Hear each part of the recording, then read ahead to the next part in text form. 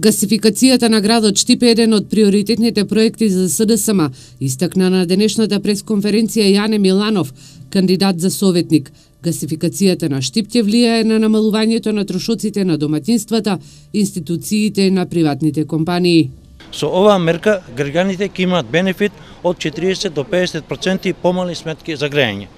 За 4 години ќе изградиме 20 километарска секундарна гасоводна мрежа.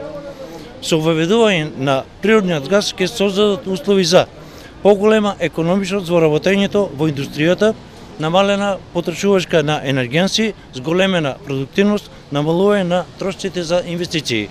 Миланов истакна дека со гасификацијата ќе се привлечат и нови инвеститори и ќе се отворат нови работни места.